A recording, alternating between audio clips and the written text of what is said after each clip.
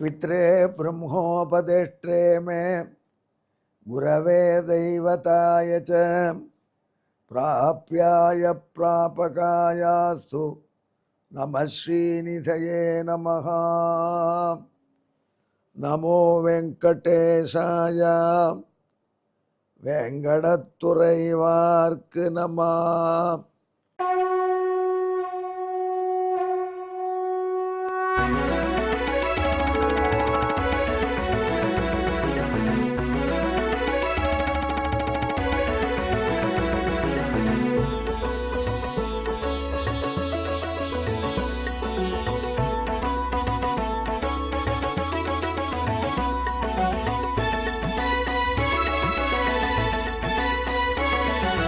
सहस्रनामं सहस्रनामं श्रीवेङ्कटेश सहस्रनामं सहस्रनामं सहस्रनामं श्रीवेङ्कटेश सहस्रनामम्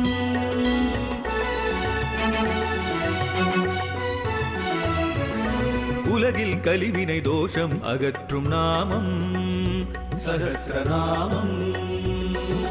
உயர்வுகளை வாழ்வில் அளிக்கும் நாமம் சஹஸ்ரநாமம். திருமலையில் தினம் அர்ச்சனை நடைபெறும் நாமம் சஹஸ்ரநாமம்.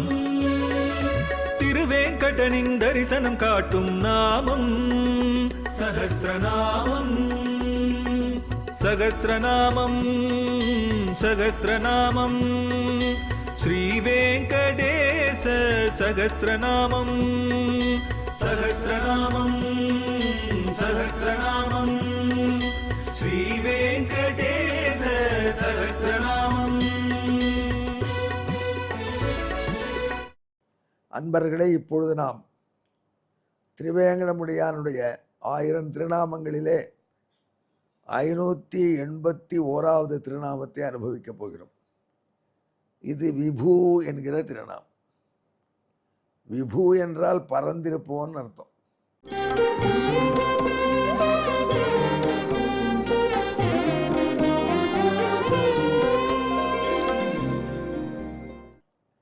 அணு என்றால் நுண்ணிய, அட்டாமிக் இன் சைஸ், ரொம்ப சின்னதுன்னு அர்த்தம்.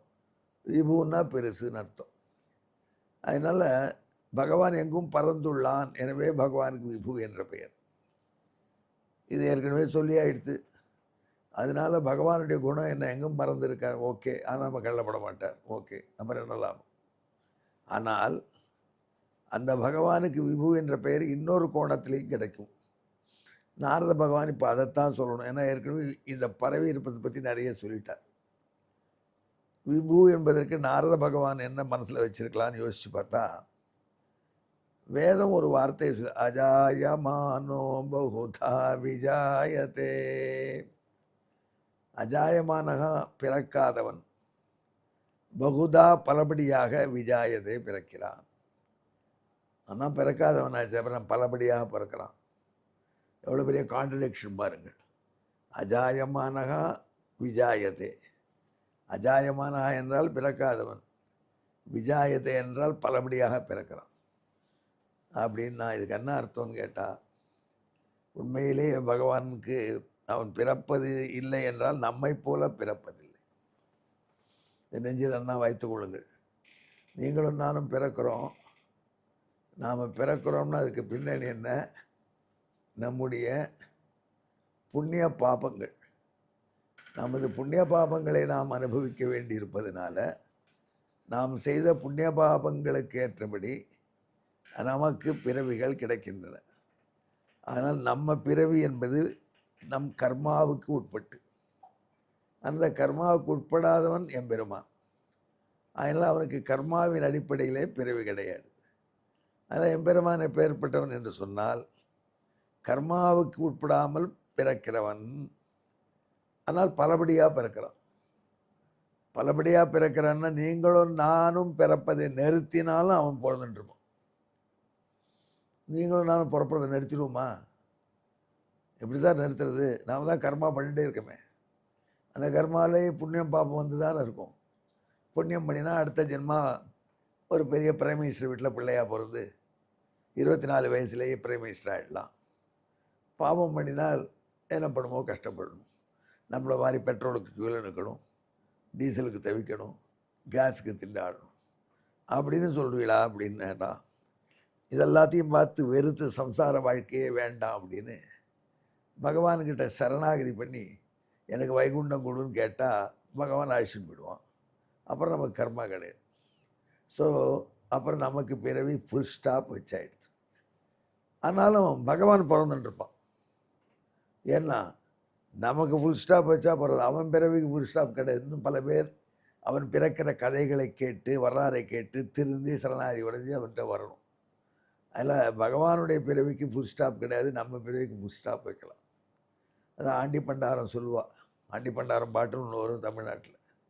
ஒரு ஆண்டி பண்டாரம் சொல்கிறார், உடைமைக்கு ஒரு முழுக்கு, உடையவனுக்கு பல முழுக்கு. புரியலையே என்னையா? வெங்கடேஸ்வரம் அர்த்தம் சொல்லணும்னா தமிழில் எத்தியோ ஒரு பாட்டை போட்ட அது புரியலையே அப்படின்னு. ஒரு வீடு, அந்த வீடு பல்லாவரத்தில் இருக்குது. இமேஜின் பண்ணிக்கோங்க. பல்லாவரத்தில் ஒரு பெரிய பழைய காலத்து வீடு.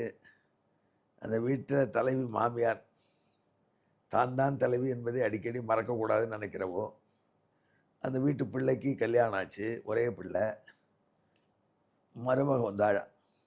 அந்த மருமகளை இந்த மாமியார் சாடிஸ்டாக இருந்து ஏதாவது பண்ணி தொந்தரவு பண்ணணும்னு அவளுடைய ஆசை. ஆனால் பிள்ளையோ மனைவிகிட்ட அன்பு ஜாஸ்தி வச்சுருக்கான். அதனால் பிள்ளை வீட்டில் இல்லாத நேரத்தில் எத்தையாவது பண்ணி அந்த மாட்டு பொண்ணை கொஞ்சம் சிரமப்படுத்திட்டா ஒரு விதத்தில் சந்தோஷப்பட்டுடுவா அந்த மாமியார். அப்போ இருக்கிறது ஒரு வாய்ப்பு கிடச்சிடுத்து. கிணத்துலேருந்து தண்ணி சேர்ந்து இப்படி எடுத்து பவர் கட்டு, அதனால் பம்பு மோட்டரில் தண்ணி வரல, டேங்கில் தண்ணி ஏற்றி வச்சுக்கல. அதெல்லாம் ஒரு பழைய பித்தளை குடத்தை கொடுத்து கிணத்துலேருந்து சந்தி சேர்ந்துட்டு வா என்று மாமியார் மாட்டு பொண்ணுக்கு உத்தரவிட்டா. மாட்டு பொண்ணு பாவம் இந்த மாதிரி தண்ணிக்கெல்லாம் தூக்கினதே கிடையாது. அவங்க வீட்டில் கிணறு இருக்குது, பார்த்துருக்காத வழி அதில் யாரும் தண்ணி சேர்ந்தினதில்லை. இதில் கண்ணியை சொல்கிறது மாமியார் குடும்பக்காரின்னு அந்த வருத்தத்தில் இப்படி மாட்டிட்டோமே அப்படின்னு அந்த கிணத்தடிக்கு போனால் அந்த குடத்தை சுருக்கு போட வேண்டாமா தாமக்கத்தில்? அப்படி சுருக்கு போடணும்னு நினச்சா இவன் வருத்தத்தில் எதையோ நினச்சிட்டு இருக்கிறதுனால சுருக்கு போட்டிருக்கோன்னு நினச்சிட்டு விட்டால் சுருக்கே போடல, குடம் உள்ள வந்து குடம் உள்ளே விழுந்துருத்தம்மான்னு கத்தினா. குடத்தோடு வந்தால் உள்ளவா, இல்லைன்னா கடத்துக்கிட்டே இருந்துட்டா மாமியார். இல்லாமல் அப்படி சொல்கிறீங்க, வரேம்மா அவர் வந்தோடனே எடுத்துருவாருன்னு சொல்கிறதுக்கு அவள் தயார் இல்லை, அவள் ஈகோ.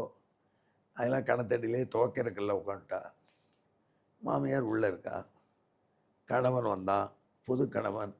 எப்படி வருவான்? ஒரு திருநெல்வேலி அல்வா, ஒரு பொட்டலம், மல்லிகைப்பூ எல்லாம் வாங்கிட்டு வந்தான். வாங்கிட்டு அம்மா அம்மா எங்கே அப்படின்னு கேட்டான்.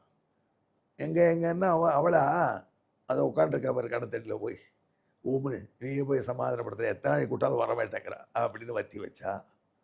ஏமா வர மாட்டேங்கிறேன்னு போய் கேட்டான். அவள் சொன்னான், இந்த மாதிரி குடம் உள்ளே விழுந்துடுத்து, உங்கள் அம்மா குடத்தோடு வந்து தான் உள்ளே வரலான்னு முதல்ல டிக்ளேர் பண்ணிட்டாங்க. இப்போ உங்ககிட்ட புழுகிறா, நான் அந்த குடத்தோடு தான் உள்ளே போவேன்னுட்டா. நல்ல வேளை அவன் கெட்டிக்காரன் என்ன மாதிரி இல்லை. அவன் டமாலும் கடத்தில் குதிச்சான். அப்படியே பேண்ட்டை கேட்டாமலேயே ஷூவை மட்டும் கட்டிட்டு அப்புறம் உள்ளே ஒரு தேடினான். ஒரு பக்கெட்டை கட்டி விட்டு அந்த குடத்தை உள்ளே போடுறேன் விடு அப்படின்னா. அப்படி உள்ளுக்குள்ளே தொழாவின பொழுது என்னவோ அப்படி தூக்கி போட்டான். பார்த்தா ஒரு சொம்பு, ரொம்ப நாளைக்கு முன்னாடி போட்ட சொம்பு. இது இல்லையே நான் போட்டதுன்னாவோ. சரி மறுபடியும் விடு அப்படின்னா. இன்னொரு முழுக்கு மொழினான். அப்போ இன்னொரு பழைய சோப்பெட்டிகள் பெருசு கொண்டு விழுந்து இது கொண்டு கொடுத்தான். ஏற்றி அனுப்பிச்சான். குடம்னா விழுந்ததுன்னா அப்படின்னா மறுபடியும் 3வது முழுக்கு போட்டான். இப்போ பாருங்க, அந்த குடம் ஒரு தடவை கடத்தில் விழுந்துடுத்து, அது ஒரு முழுக்கு போட்டு உள்ளே கிடக்குறது. நம்ம ஹீரோ 1 2 3 முழுக்கு போட்டார் ப்ரொப்ரைட்டர். அப்புறம் 5வது முழுக்கில் குடம் வந்துடுத்து. குடத்தை எடுத்து கொடுத்துட்டார். அப்பா இதுக்கு 5 முழுக்கு போட வேண்டியதாகிடுது, ஒரு முழுக்கில் விழுந்தது கிணத்துல 5 முழுக்கு போட்டு கொண்டு வந்து கொடுத்தாயிடுச்சுன்னு பெருமிதப்பட்டான். அந்த பக்கமாக ஆண்டி பண்டாரம் போனார். காம்பவுண்டு இல்லாத வீடு. அவர் ஒரு விஷயம் சொன்னார். அப்பா உடைமைக்கு ஒரு முழுக்கு, உடையவனுக்கு பல முழுக்கு. உடைமை ஒருத்தர் தான் கிணத்துல முழுகித்து, அதை எடுக்கிறதுக்கு போனவன் பல தடவை முழுகிறான். அது மாதிரி திருவேங்கடமுடையான் நம்ம அவனுடைய உடைமை. நாம் சம்சாரத்தில் வந்து ஒரு தடவை விழுந்துட்டோம், அவனை மேலே தூக்கி விட்டான். நம்மளை தூக்கி விட்டால் மற்றவாளை தூக்கணுமே, அதுக்காக மறுபடியும் மூழ்கிட்டே இருக்கான். அதனால் நம்மை விட அவருக்கு பிறவிகள் ஜாஸ்தி. ஓ, சூப்பராக இருக்கே சுவாமி இது. அதனால் பல வகை பிறக்கிறான், பிறந்து கொண்டே இருக்கிறான். எப்படியெல்லாம் பிறக்கிறான்? பல ஜாதியில் பிறக்கிறான். தேவர்களுக்கு நடுவில் பிறக்கிறான், அந்த ஊர்க்காரர்களை மேலே கொண்டு போனதுக்காக. தேவர்களுக்கு உபேந்திரனாக அவதரிக்கிறான். விலங்குகளுக்கு நடுவில் மத்சியமாக, கூர்மமாக, வராகமாக அவதரிக்கிறான். அதே மாதிரி மனிதர்களுள்ள பிருகுகுலத்து ராமனாக, பரசுராமனாக, ரகுகுலத்து தசரத ராமனாக, எதுகுல வாசுதேவனாக பல பிறவி பிறக்கிறான். இன்னும் பிறந்து கொண்டே இருக்கான். இப்படி விவிதமாக பல முறையாக பிறப்பதனால பகவானுக்கு விபு என்று பெயர். அப்போ இது கொஞ்சம் நன்னாத்தான் இருக்குது. பகவான் நமக்காக தான் பிறக்கிறான். தான் ஆழ்வார் சொல்கிறார், நீயும் பிறந்து நானும் பிறக்கணுமோ, மறுபடியும் இன்னொரு பிறவி கொடுத்துடாதா, எனக்கு பிறவி கொடுக்கப்படாது, நீ பிறந்திருக்க. அப்படி இருக்குச்சு, நீயும் பிறந்து நானும் பிறக்கலாமான்னு ஆழ்வார் கேட்குறார் அடிக்கடி பகவானை என்று ஈற்று வியாக்கியானத்தில் இந்த சென்டென்ஸ் அடிக்கடி நீயும் பிறந்து நானும் பிறக்க வேண்டுமோ என்கிறார். சுவாமி தேசிகன் அழகாக கீதையில் சொல்கிறார், கீதார்த்த சங்கிரகத்தில், பிறவாமை தந்திட தானே பிறப்பது. நாம் இனிமேல் பிறக்காமல் இருக்கக்கூடாது, தானே பிறக்கிறான். ஆனால் நாம் நிறைய பேர் இருக்கோமே, அவன் எத்தனை உடைமைகள் எவ்வளவு எவ்வளோ முழுகணும், அதனால் பலவிதமாக பிறக்கிறான். எனவே விபு என்று பெயர். இந்த பெயரை தெரிஞ்சின்றாலே நமக்கு சரணாதி பண்ணி மோட்சம் போனது புத்தி வந்துடும். அப்படி உயர்ந்த திருநாமம். எங்கே என்னுடன் கலந்து சொல்லுங்கள். அதுக்கு முன்னாடி இதுக்கான ஸ்லோகத்தை கேளுங்கள்.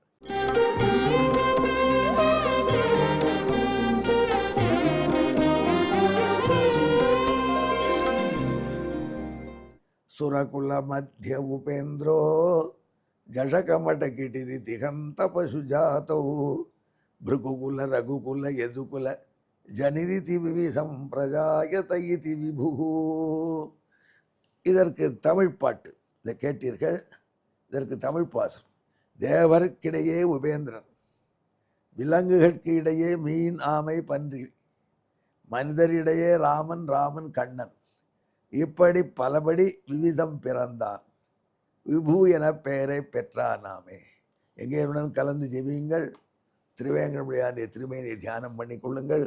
விபவே நமஹா. நமோ வெங்கடேஷாய. வெங்கடத்துறைவார்க்கு நம. நன்றி, வணக்கம்.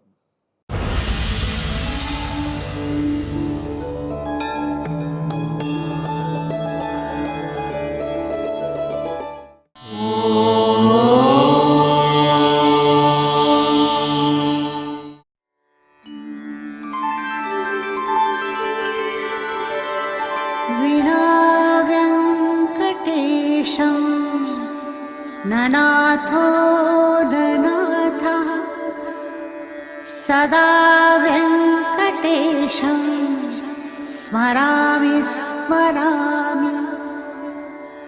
हरे वेङ्कटेश प्रसीद प्रसीद. प्रियं वेङ्कटेश प्रयच्छ प्रयच्छ.